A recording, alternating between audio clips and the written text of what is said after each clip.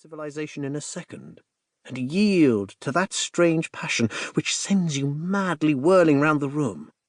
It is as though some swift current of water swept you along with it. I have seen this transformative power in both men and women, old and young. I have seen it in people who have danced for many years, and I have seen it in people for whom dance is a new experience. I have even seen it in businessmen who have previously told me that they don't and indeed cannot dance. And it has nothing to do with how good a dancer someone is, nor is it about any particular style of dance.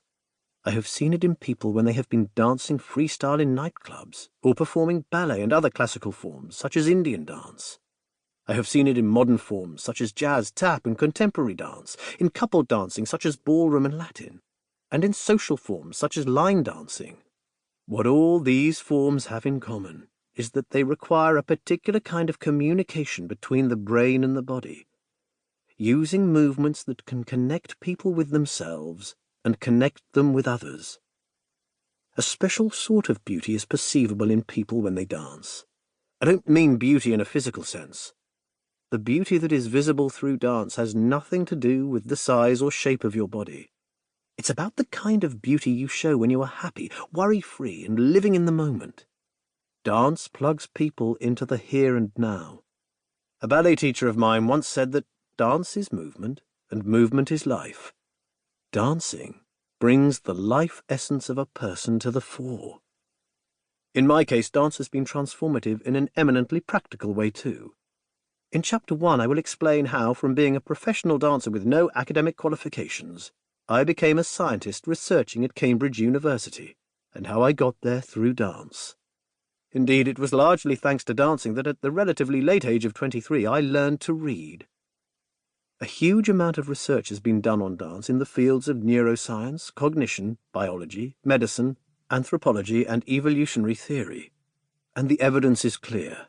It shows that the act of dancing brings about specific psychological and physical changes that can play an important role in our lives. In this book, I will describe how dancing affects both our mental processing, i.e., what and how we think, and our emotions. Dancing can reduce anxiety, partly by getting us to focus on the self and live in the moment. Physically, it enables us to control tension and relaxation in key areas of our body, causing us to move with a different purpose from, say, when we walk to get from A to B or run for exercise. I will explain how our psychological and physical states are intimately related, and how making a change to one of them will lead to a change in the other. Having explained the science, I will show you a whole range of practical ways in which you can use dance to improve your life. Using laboratory-based evidence, I have created a unique set of combos and dance routines tailored to produce particular effects and emotional changes. The way we move our body affects us at many different levels. Some combinations of movement can calm us and improve our mood. Some can make us feel energized and focused. Some can help us to think more creatively and speed up our problem-solving ability. Still others can make us feel more robust and confident. What's more, these changes are evident to the people around us. Dance is one of the most powerful forms of communication that we have. It changed my life, and it can change your life too. Chapter 1. My Story. When I dance, I feel different in lots of ways. I am more aware of my emotions. I find it easier to relate to people. My mind feels less cluttered, and perhaps most importantly, I feel more me. When I'm moving, listening to music, feeling the groove, jumping, turning, bouncing, and preparing to do a double pirouette, I have a feeling of completeness. The world looks, sounds, and feels different. My lungs and heart fill up on an expansive breath, and I float, fly, and feel completely free. I also think best when I'm moving. Sitting still never came naturally to me. I fidget, twitch, and get distracted by sounds, lights, smells, and the feeling of clothes on my body. When my body is still, my mind races from one thought to another, turning at tangents.